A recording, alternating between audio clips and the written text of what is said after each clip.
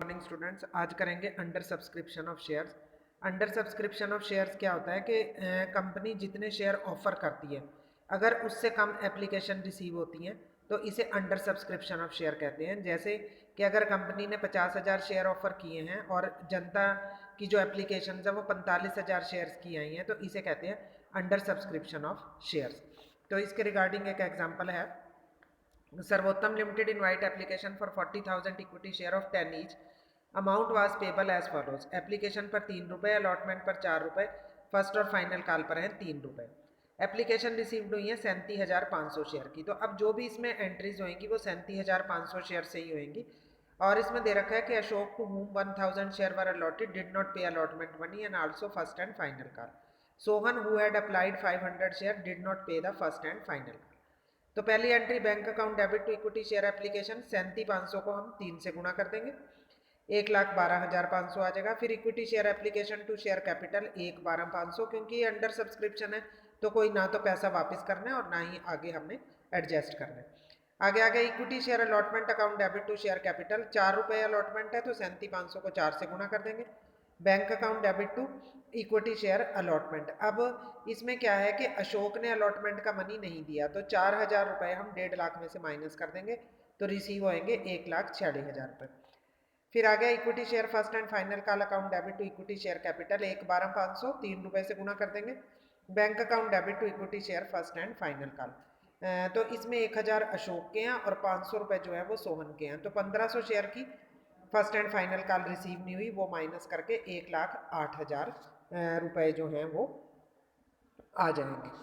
तो इस तरह से हम अंडर सब्सक्रिप्शन के जो क्वेश्चंस हैं वो कर सकते हैं। अब नेक्स्ट करेंगे हम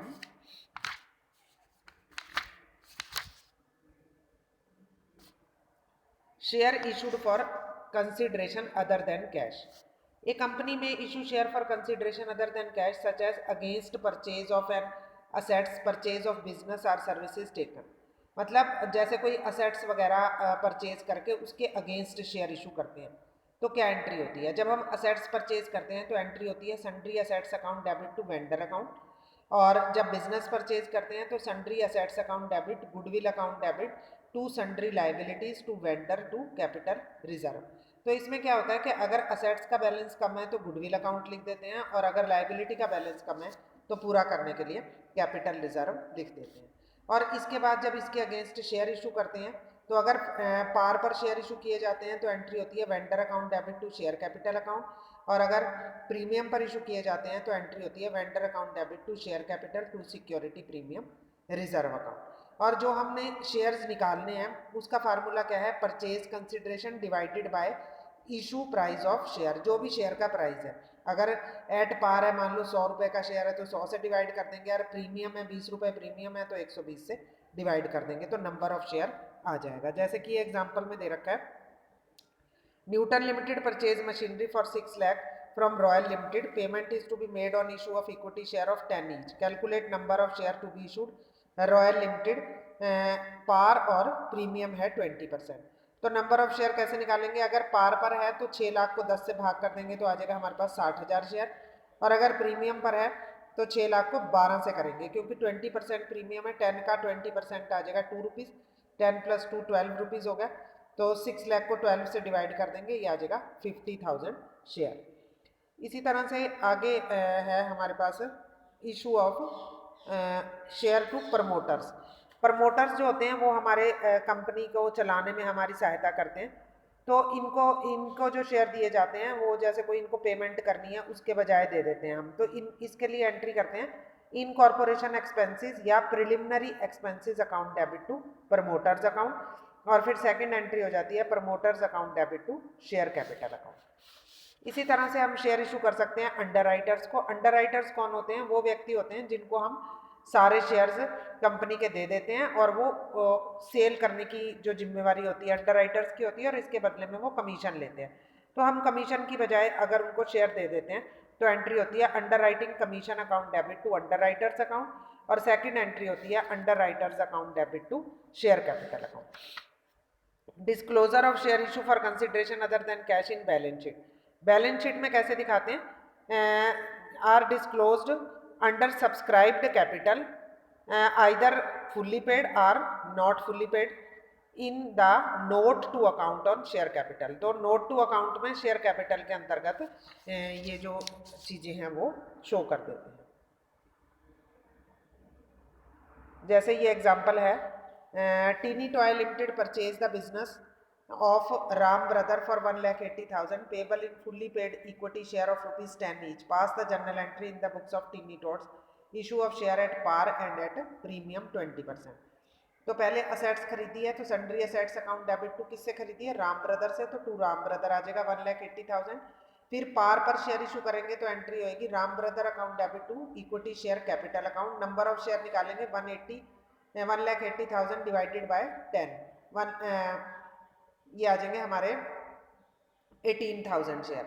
और इसी तरह से अगर प्रीमियम पर होते हैं तो Ram brother account debit to equity share capital to security premium reserve. 1,80,000 को डिवाइड करेंगे 12 से तो ये आ जाएगा 15,000 शेयर। तो राम ब्रदर में तो 1,80,000 ही आ जाएगा, इक्विटी शेयर कैपिटल में आ जाएगा 15,000 मल्टीप्लाई 10 1,50,000 और सिक्योरिटी प्रीमियम में आ जाएगा 15,000 मल्टीप्लाई 2 30,000।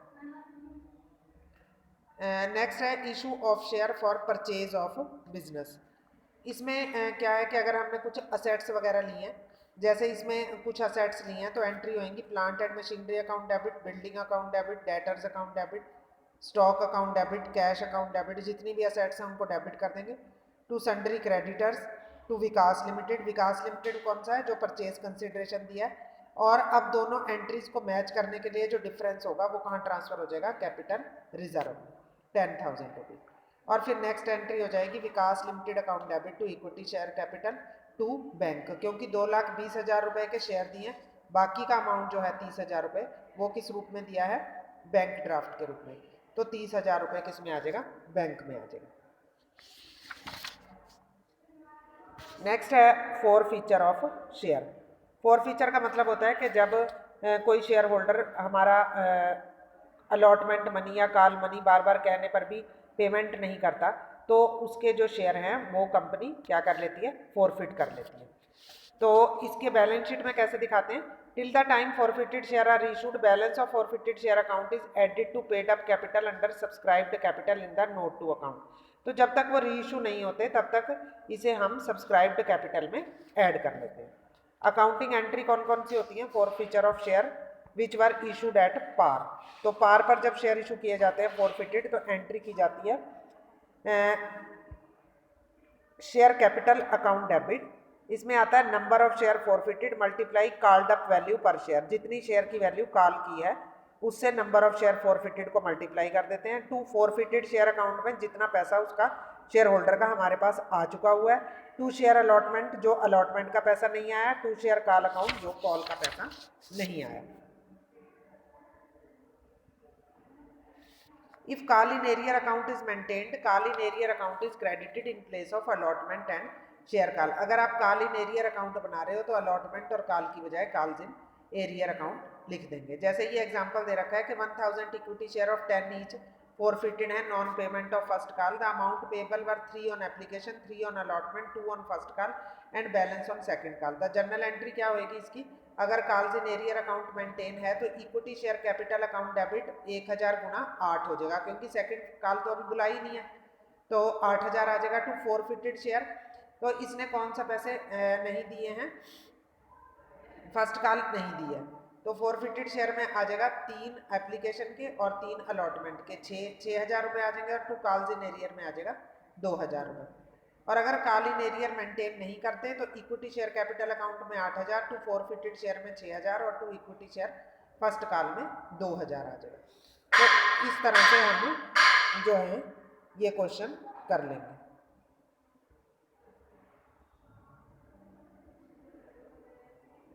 अब जैसे ये एक एग्जांपल भी दे रखा है, XYZ limited issued 5,000 equity share of 10 each payable application पर 2 रुपये, अलॉटमेंट पर 3 रुपये, फर्स्ट कॉल पर 3 रुपये, सेकंड कॉल पर और फाइनल कॉल पर 2 रुपये हैं। तो परम जो है जिसको 40 शेयर अलॉट किए गए थे आपने एंट्री करनी है और अलग अलग केस में। इफ परम did not pay allotment money and his share were forfeited, अगर उसने अलॉटमेंट मनी नहीं दिया और उसके शेयर फॉरफिट हो गए हैं तो एंट्री होगी equity share capital account debit to share allotment to forfeited share.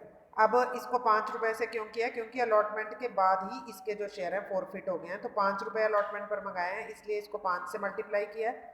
Allotment का जो पैसा नहीं दिया इसलिए 3 रुपये से मल्टीप्लाई किया है, और 2 रुपये से मल्टीप्लाई इसलिए किया है क्योंकि उसने केवल एप्लीकेशन के ही पैसे दिए हैं। सेकेंड केस में Param did not pay allotment money and non payment of first call too, ना तो अलॉटमेंट दिया ना फर्स्ट कॉल दिया, तब इसके शेयर फॉरफिट किए हैं। तो अब इसमें इक्विटी शेयर कैपिटल को किससे मल्टीप्लाई करेंगे, 8 रुपीज़ से, क्योंकि 3 रुपये हैं, 2 रुपये एप्लीकेशन पर, 3 रुपये अलॉटमेंट पर, 5 हो गए और 3 रुपये हो गए फर्स्ट कॉल पर।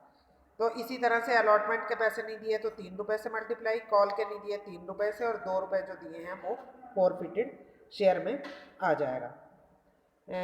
इसी तरह से केस 3 में क्या है कि सेकंड एंड फाइनल कॉल पे नहीं की, तो इसको 10 रुपये से मल्टीप्लाई करेंगे पहले, अलॉट फर्स्ट कॉल के लिए 3 रुपये से, सेकंड एंड फाइनल कॉल के लिए 2 रुपये से, और फॉरफिटेड के लिए 5 रुपये से मल्टीप्लाई करेंगे, क्योंकि इसने जो है अलॉटमेंट मनी और एप्लीकेशन मनी दे दी थी, फर्स्ट और सेकंड कॉल नहीं दी।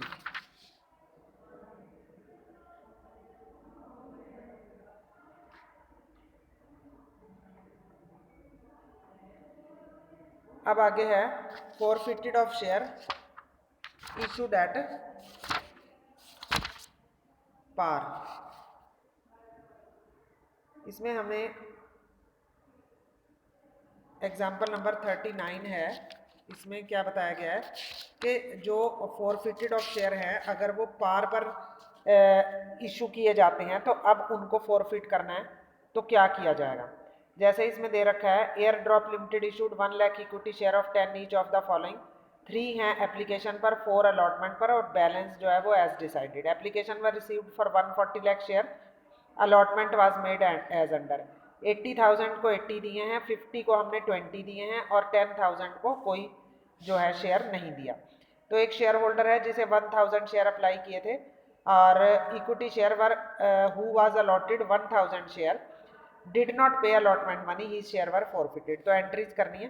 पहली एंट्री जितनी एप्लीकेशन आई हैं, bank account debit to share application 140 को 3 से मल्टीप्लाई कर देंगे। उसके बाद equity share application 4,20,000 to share capital में आएगी 1 लाख को किससे मल्टीप्लाई करेंगे, 3 से। उसके बाद इक्विटी शेयर अलॉटमेंट,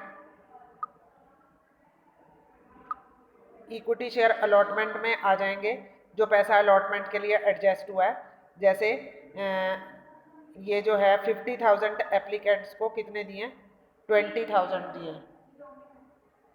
30,000 को हम मल्टीप्लाई कर देंगे, यहाँ पर आ जाएगा अलॉटमेंट मनी, और बैंक में जो पैसा हमने वापस किया है वो आ जाएगा। अब जो 20,000 शेयर होल्डर हैं उनका जितना अलॉटमेंट का मनी बनता है, कितना बनता है उनका, 20,000 को 4 से मल्टीप्लाई करेंगे, 80,000 अलॉटमेंट में आ जाएगा, और बैंक में जो बाकी का वापस करना है।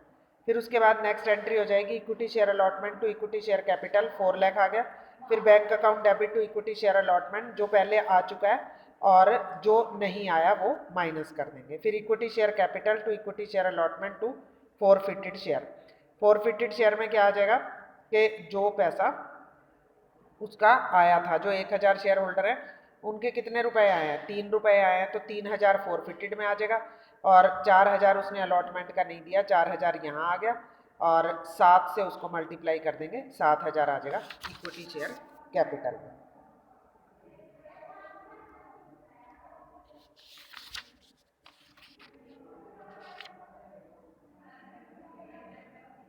तो आज अभी हम इतना ही करेंगे, इससे रिलेटेड जो क्वेश्चन है वो आपने कर लेने।